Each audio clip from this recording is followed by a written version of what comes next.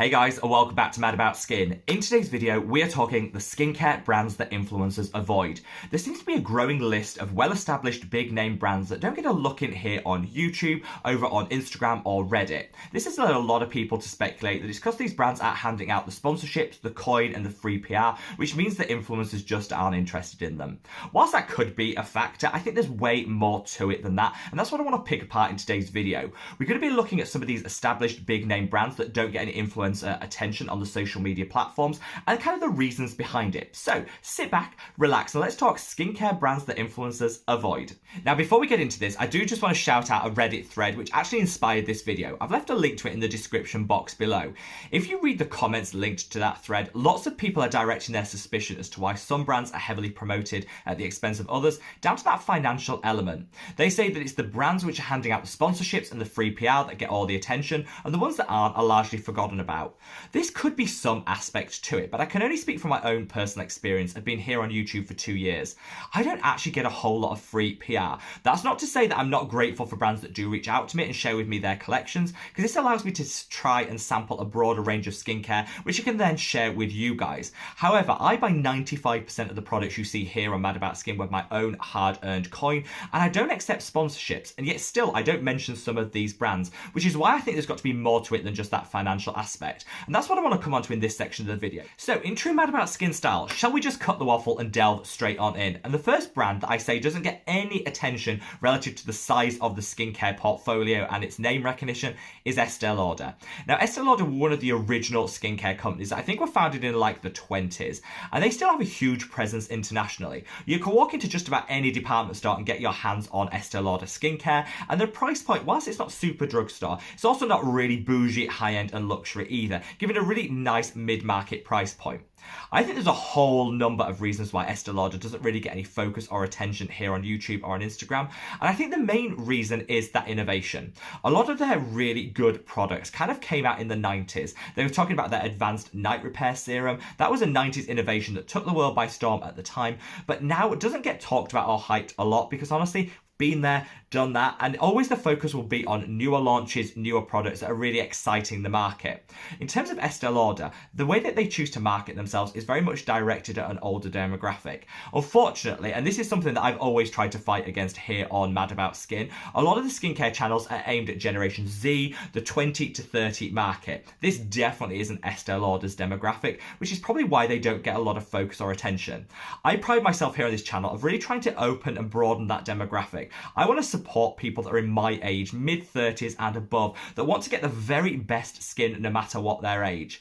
I would always happily reach for brands that maybe are marketed towards a slightly older demographic, because I don't think that should be a barrier for celebrating really good products. But for me, Estee Lauder, I just don't think has that excitement, that innovation, and whilst I've enjoyed some of their products, nothing has really been game-changing for my routine that's made me want to gravitate to them time and time again. Now, to dispel this financial myth that only the brands that give out free PR are the ones that are promoted, Estee Lauder actually gave me some of their products to try. It was the night repair concentrate for the eye, and they also gave me some of their capsules. Because I didn't think they were game-changing, and I've already got some really good products that are tried and tested in my routine, I stopped using them, which is why you don't see them here on Mad About Skin. Finally, when it comes to Estee Lauder, they have a little bit of a dodgy reputation when it comes to some of their ethics and their business practices. I'm not here to tell you what you should and shouldn't believe or should and shouldn't purchase from based on your own ethics, because they all differ from person to person. I'll leave some links below for you to explore it in more detail. The main reason I don't reach for Estee Lauder day in, day out is because they're not a cruelty-free brand. This is something that's really important to me in the skincare that I choose to purchase, and so while some of their products could be okay and work for some people, they're certainly not a brand that I want to gravitate towards because we have so many amazing cruelty-free options on the market. Now, should we move seamlessly on to St. Ives? Now, I know a lot of you are going to be screaming at the screen and saying, hang about, St. Ives is the most talked about skincare brand online. Yes, but always in a negative way. You'll often see influencers going, ugh, apricot scrub, St. Ives, that apricot scrub. It always comes back to the apricot scrub. That was a staple in my skincare routine in my teens. Yes, it destroyed my skin. Yes, it gave zero benefits, but I used it day in, day out to try and scrub away the acne.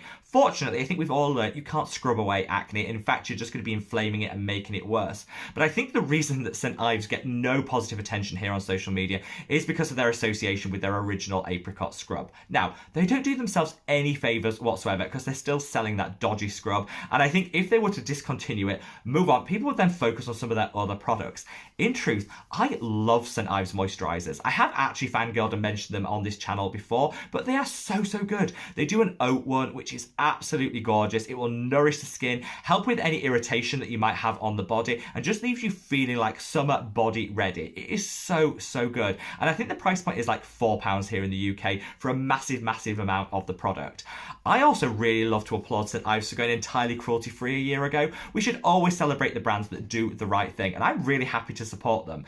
I think the main reason that influencers avoid St. Ives is because of their continued association with that apricot scrub. If you can look behind that apricot scrub, honestly, I think St. Ives is worth celebrating. Their moisturisers, game-changing, drugstore, affordable and easily accessible. And I also like some of their facial creams, particularly that night cream that they do is really good. I'll link some of those below because honestly, move on past that apricot scrub to some of the other great offerings from this brand. And I really hope they do start to get a little bit more conversation going and a little bit more hype here on YouTube because their products are genuinely amazing. Now let's talk Lush skincare. So Lush is easily accessible, available worldwide, has a beautiful, affordable price point, and yet you never hear it mentioned here on YouTube. The reason influencers avoid this comes down to one word and one word only: fragrance. Now, there seems to be a lot of anti-fragrance conversation going on social media at the moment. I personally like fragrance in my skincare routine. It adds an element of sensorial, it can be uplifting. It's a real core part of my wellness routine, and I don't want to have an entirely fragrance-free skincare routine. There's a lot of misconceptions that fragrance will destroy your skin, give trigger sensitivity overnight. All of this is just scaremongering. If you are sensitive to fragrance or you have very sensitive skin, then yes, you're going to want to eliminate it from your routine. However, for most people, they can enjoy an element of the sensorial in their skincare without risking any impact on the skin. Lush is probably one of the most heavily fragranced brands on the market. In fact, I think they created their whole brand out of that sensorial and that intense fragrance. If you've ever walked past a Lush store, honestly, this waft of fragrance like hits you like a truck the second you take a breath outside it. And that can be a little bit off-putting for some people.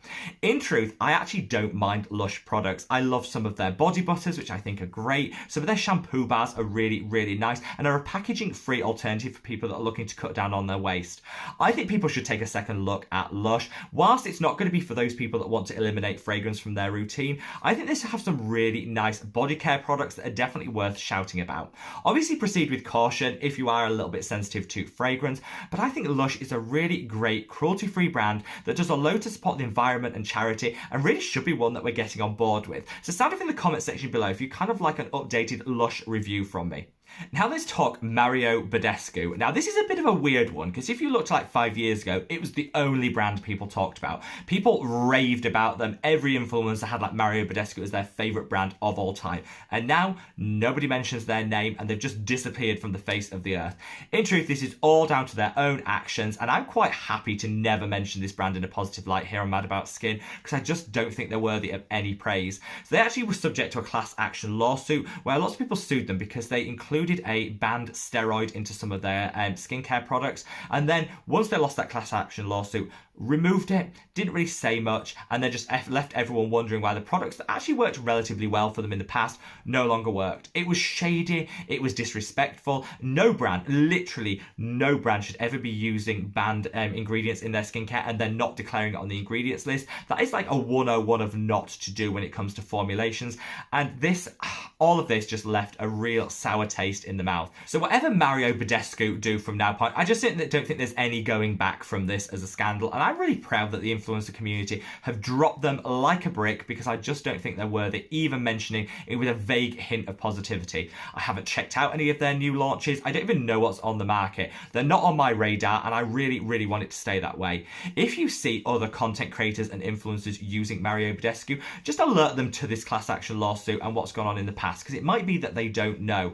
I'd like to think that anybody that does know the past with this brand wouldn't go near them at all, which is probably why you don't see them talked about as a brand anymore. Now, finally, let's talk The Body Shop. This is probably one of the best selling skincare brands around, or it certainly was at some point, but yet you hear no influencer talking about it. So kind of what's the reason why influencers would avoid The Body Shop? In truth, I've looked into this and kind of racked my brain as to why this might be the case, and I think it all comes down to a flip-flopping of their ethics. So when The Body Shop launched, they were one of the first pioneers of cruelty-free skincare, which loads of people loved. They did so much great work with charities. They really had environmental commitments way ahead of their time and wanted to preserve the planet as well as animals, donate to charity. It was just like that good brand that everyone could feel really positive shopping with. They also had some fantastic products. Whilst not all of them were amazing, their body butters were like game-changing for a lot of people. They had some nice moisturizers. They had some really good sets. I think everyone at some point at Christmas got a Body Shop skincare set and absolutely loved them.